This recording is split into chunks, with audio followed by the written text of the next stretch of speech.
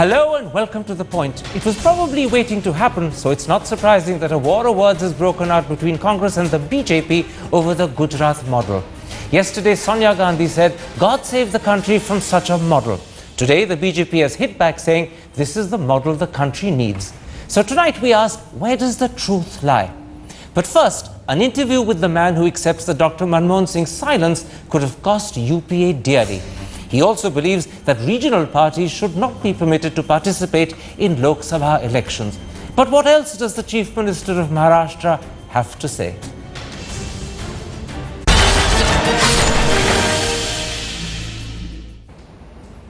And now joining me live from his official residence in Mumbai is the Chief Minister of Maharashtra, Prithviraj Chavan. Mr. Chavan, let's start with the turnout at yesterday's elections in Mumbai. It was 52.6%, which is 11% more than 2009. Are you worried that this jump in turnout is in fact a vote against Congress? No, I think that is the popular wisdom, that any increase in the voting percentages always goes against a party in power. I think there are three reasons why voting percentage has gone up.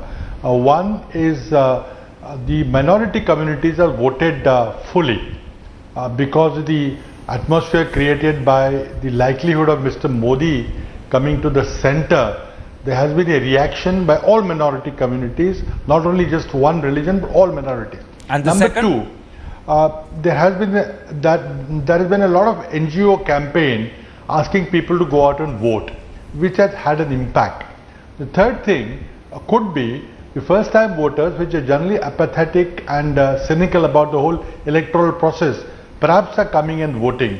All three factors together must have added. There's been a lot of excitement, huge advertising by BJP, and it has... Can I pick up on that third factor in particular? Because if the jump in turnout is because first-time voters have voted heavily, would you accept that their impatience and their anger is likely to be targeted primarily at Congress and the NCP? And that's the reason why this high turnout could be bad news for you. No, I think, as I said, there are three factors. One is the minorities, which I'm sure will vote against Mr. Modi.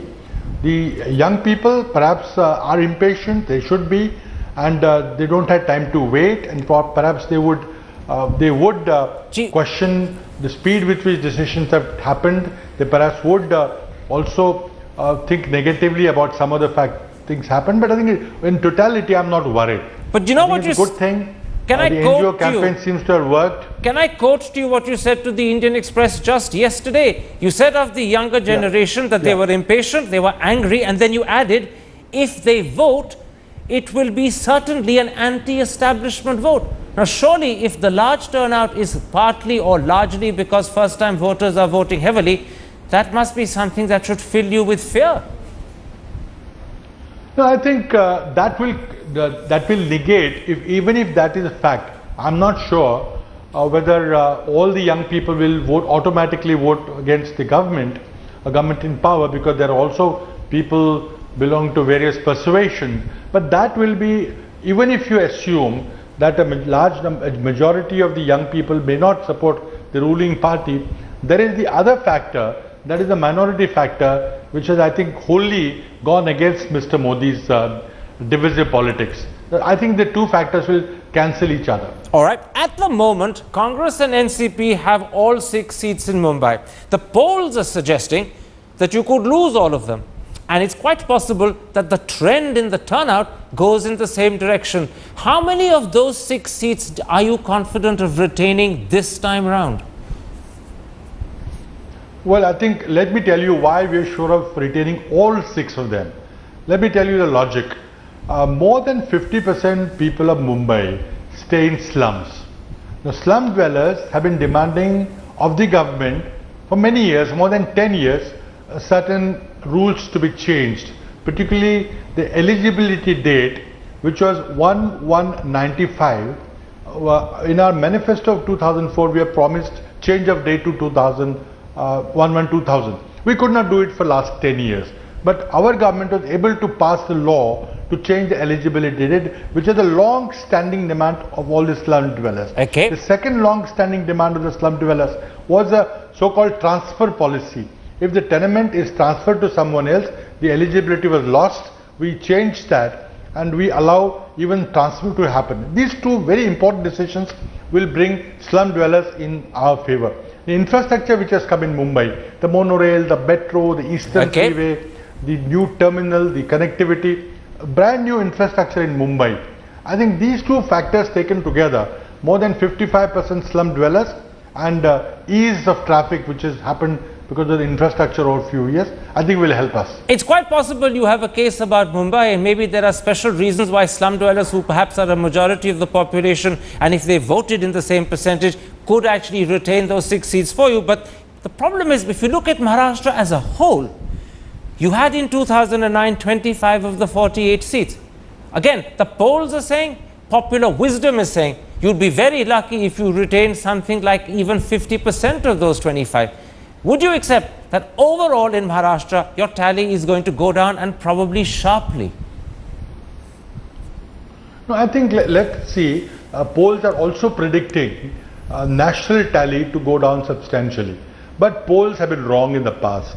If you look at 2009 poll predictions, everybody predicted around 145 to 150 seats for Congress in the 2009 Lok Sabha elections. We actually ended up getting 206. So I think polls, fine, how much to believe the polls? I have my own doubts. The popular wisdom, the media campaign, the hype also affects people, but people actually vote differently when all the issues are on the table. I don't believe that polls should be right. I don't think we are coming as low as 50%, but yes, you're right. The polls are predicting a 50% drop in the Congress, UPA fortunes, Congress fortunes, and therefore logically you can extend that to Maharashtra also, but I think ground reality is different. You know, you mentioned the overall picture in the country so far. Something like near 350 seats have been voted for. That's pretty close to 2/3 of the number of seats in the Lok Sabha. Most people, I emphasize that, most people clearly now believe that Mr. Modi is going to be Prime Minister and Congress is going to be sent into opposition. Are you prepared to accept, regardless of what number of seats you end up with and whether the polls are accurate on the exact seats, that Congress is not going to form the government on May the 17th? Well, I personally do not think that Mr. Modi would become the Prime Minister, because unless and until BJP by itself gets a substantially high number like 225 or so, I don't think there are any chances that Mr. Modi will be able to get the support of the non-NDA allies. In which case, either the scenario goes back if the numbers are higher than 180, then this is only a hypothesis. But if numbers for BJP are more than 180, then perhaps BJP will have to find another leader. But my best scenario, is that the BJP will not get as many as 180 seats, that the government will be formed by Congress and the third front, depending on either Congress forms the government or Congress supports the government. That is the most likely scenario going to be. This is very interesting, because in an interview that your ally Sharad Pawar gave to PTI just 2 days ago, he too was talking about cobbling together a third front, and clearly that is a thought, that is a concept that you share with him. 2 quick questions on that. Will you first accept that the best UPA can hope for, the best Congress can hope for, is either to cobble together a third front in which it is a leading member, or to support some sort of third front from the outside? Those are the 2 options that are the best you can hope for. Would you accept that? No, I think if you go by the popular wisdom of the media and the press, which is indicating a fairly low performance for Congress party, I don't buy that. But I'm only hypothesizing that Mr. Modi's chances of becoming Prime Minister are very, very low. Although the campaign is run on the basis of Mr. Modi becoming the Prime Minister, I think it is marketing hype, just as you brand a new soap and do a saturation advertising to launch that brand, Mr. Modi is being launched by a massive advertising campaign. And therefore there is a sort of a hype being created. I think the reality will be different when the votes are polled. I think Mr. Modi's party, BJP, will not get as high a number as many people are telling us. So if you're being other options will be... You're being very honest with me today and very forthright, and that's why I want to ask you a second quick question on this. Which do you think is more likely, a third front or a Modi government? Give me a quick answer to those. Which is more likely for you as you see? Modi government, impossible. Modi government, impossible. I think the most likely scenario is Congress and third front government together. Now, who leads that government? When the front is put together, they will decide. I think it will be most likely the largest party, which will be the Congress party. But that, to me, appears to be the most likely outcome. What is the minimum number of seats Congress needs to be in a position to lead that possible future third front? Are we talking about over 150, or could you even do it under 150? Well, we formed a government at 145 in 2004. So I think we have numbers before us. In 2004, we had left parties with 61 members supporting us. So I think for a stable government, I think we require much more than 150. But Mr. Modi will not be able to form a government and become a prime minister unless BJP gets more than 225 seats, which is completely unlikely at this moment. The polls, of course, are suggesting that Mr. Modi on his own with the BJP could get 226. But why do you say Mr. Modi needs 220 to form a government? Most people believe that if Mr. Modi takes the BJP above 200, he's home and dry. Well, I think if you look at the numbers, the parties which the other small regional parties which are likely to form a communal government of Mr. Modi are not too many.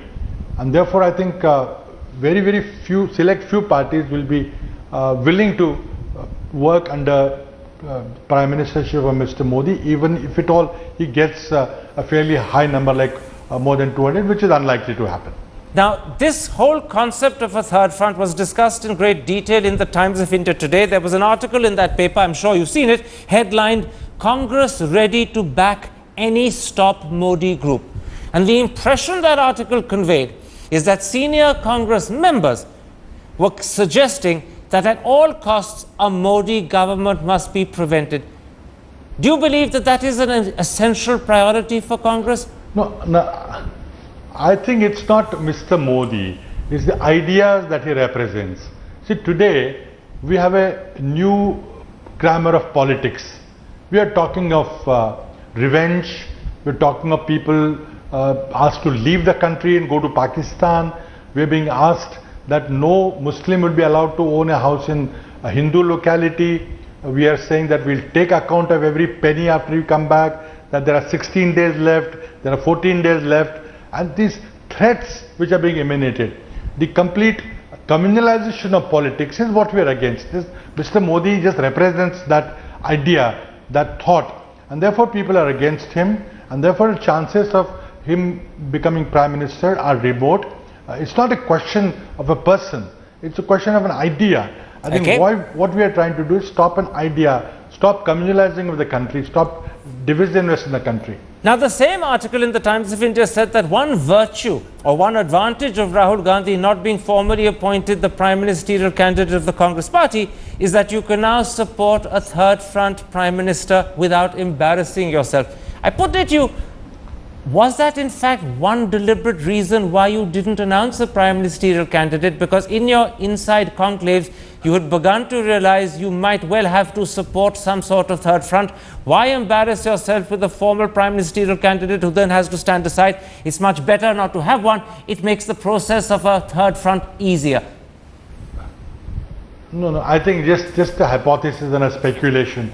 Congress party has made it very clear that in a parliamentary democracy, it's the MPs who get elected, elect their leaders. And I think we'll like to go with that formulation. Right. But if you're talking of an hypothesis of a Congress plus the third front together, then obviously if Congress gets more number of MPs than the third front, then it will be Congress which will lead the government. I don't think that's likely, but if it so happens that the third front taken together gets more number of seats in Congress, which I think again unlikely, then I think Third Front will be justified in demanding to lead the government.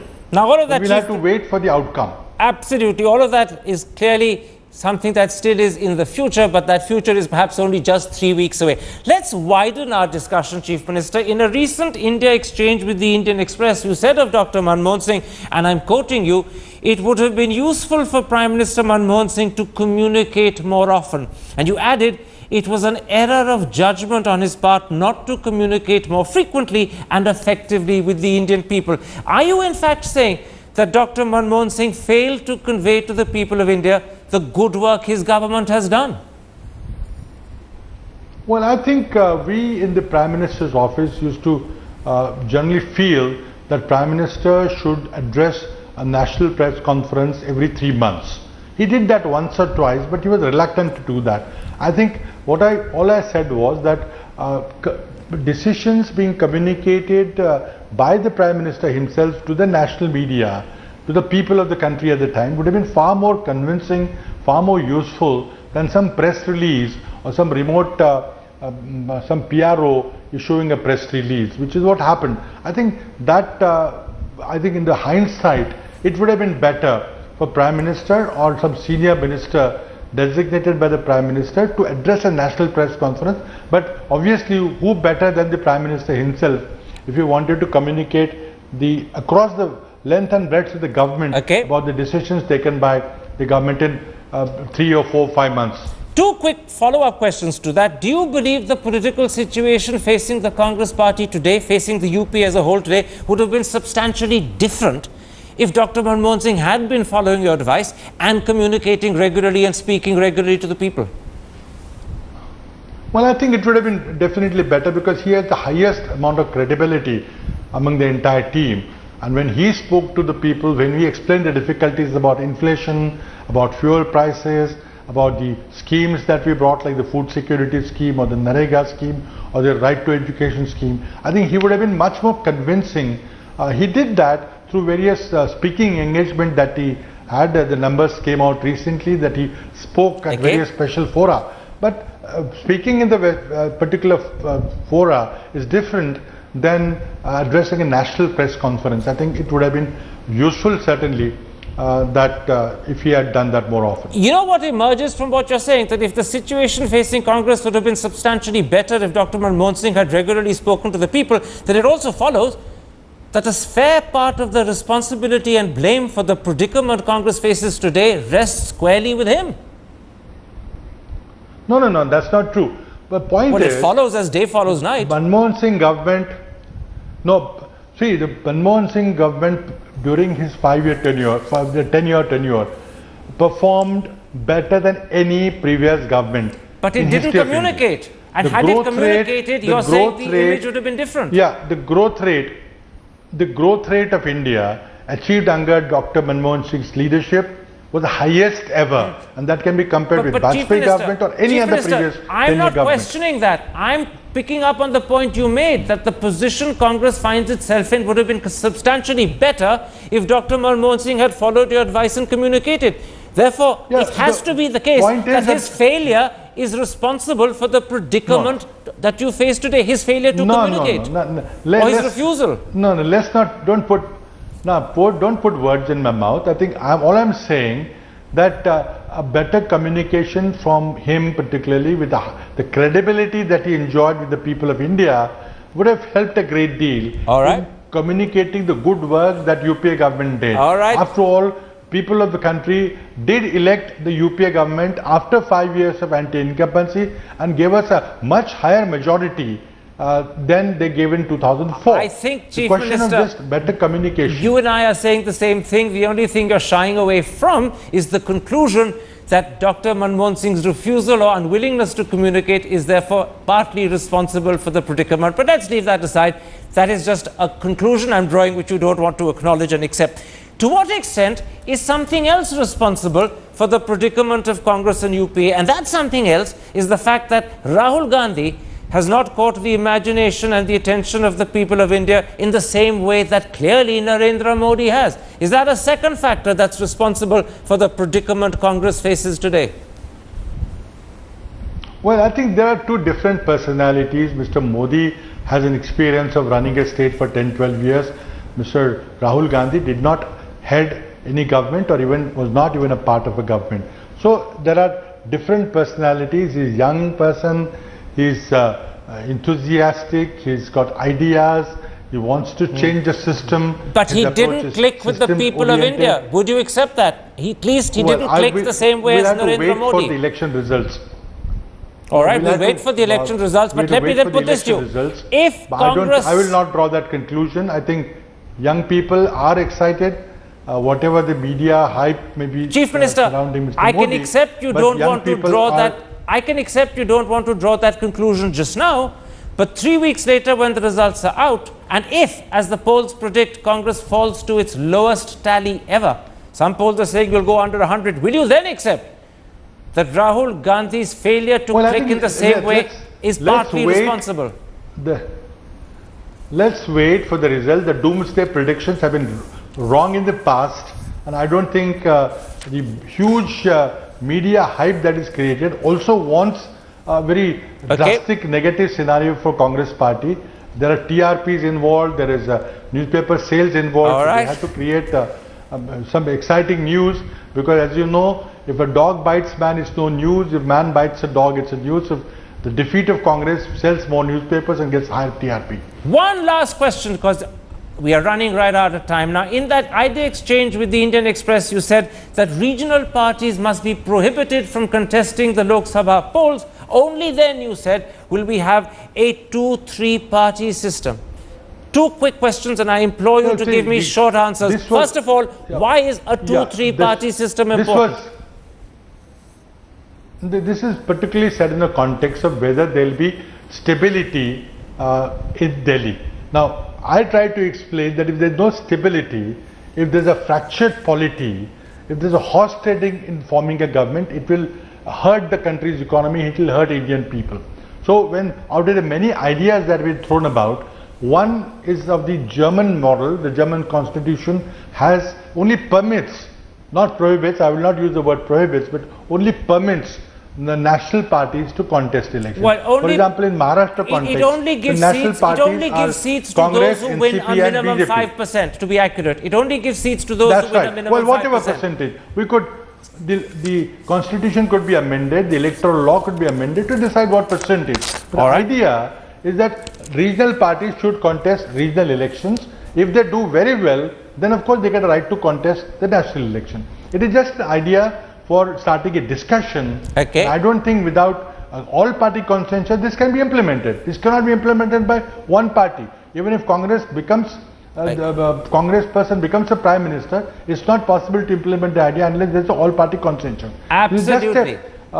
But what you've done is to throw a ball into the court and set the ball in motion. My thanks to Chief Minister Chavan for talking to us so openly, This is precisely the idea, to start discussion.